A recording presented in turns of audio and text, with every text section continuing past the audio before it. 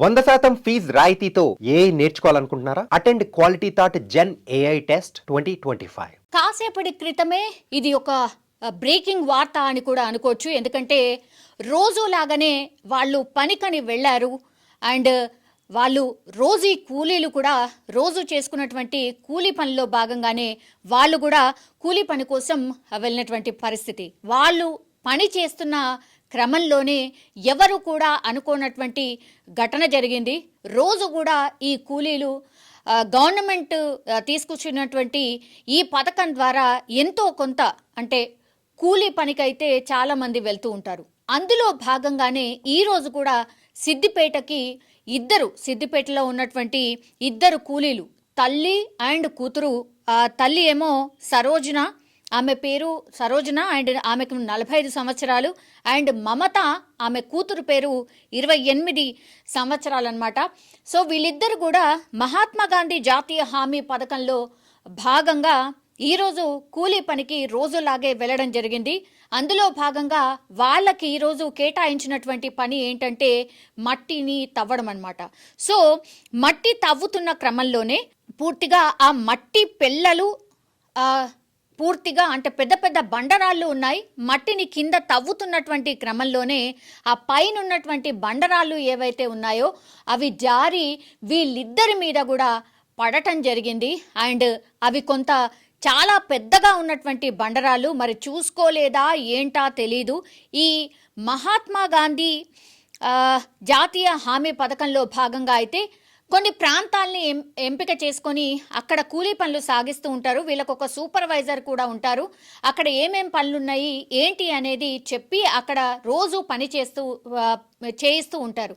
అందులో భాగంగా ఈ తల్లి కూతుర్లు కూడా సిద్దిపేటలో ఉన్నటువంటి ఈ ఉపాధి కూలీ పనిలో భాగంగా అక్కడికి వెళ్ళడం జరిగింది. కానీ చూసుకోలేదా మరి ఏమైందా తెలీదు.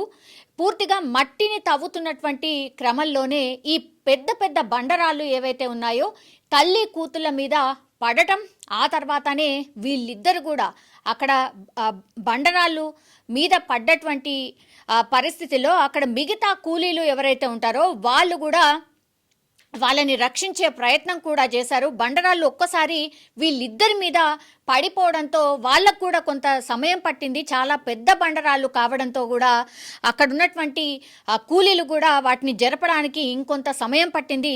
కానీ చాలా బలంగా ఈ మట్టిని తవ్వే క్రమంలో ఆ పైనటువంటి బండరాళ్ళు ఏవైతే ఉన్నాయో అవి జారి ఒకేసారి వీళ్ళిద్దరి మీద పడిపోవడం, వాళ్ళిద్దరు కూడా ఒకే ప్రాంతంలో కొంత మట్టిని తవ్వే కార్యక్రమం చేస్తున్నటువంటి టైంలోనే ఆ బండరాళ్ళు వీళ్ళిద్దరి మీద పడడం జరిగింది. సో వాటన్నిటినీ తొలగించేంత టైం లోపలే తల్లి కూతురు కూడా ఇద్దరు అక్కడికక్కడే ప్రాణాలు కోల్పోయినట్టుగా ఇప్పుడు వస్తున్నటువంటి సమాచారం. సో ఒక్కసారిగా అక్కడ ఉన్నటువంటి కూలీలు కూడా ఉలిక్కిపడిన పరిస్థితి.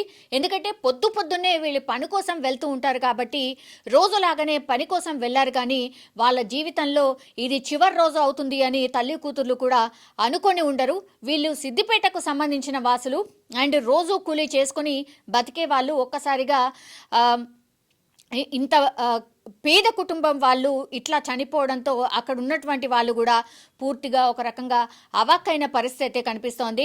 అండ్ అక్కడ ఉన్నటువంటి వాళ్ళు త్వరగా స్పందించి ఆ తర్వాత అంబులెన్స్కి కావచ్చు లేదంటే పోలీసులకు కావచ్చు సమాచారం ఇవ్వడంతో అంబులెన్స్ ద్వారా వాళ్ళని దగ్గరలో ఉన్నటువంటి హాస్పిటల్కి తీసుకువెళ్లే లోపలే వాళ్ళిద్దరు కూడా చనిపోయినట్టుగా డాక్టర్లు నిర్ధారించిన సిచ్యువేషన్ అయితే కనిపిస్తోంది. పొద్దున్నే సిద్దిపేటలో ఇట్లాంటి ఘటన జరగడంతో అయితే ఒక విషాదకరమైనటువంటి వాతావరణం అయితే ప్రస్తుతం అక్కడ కనిపిస్తోంది.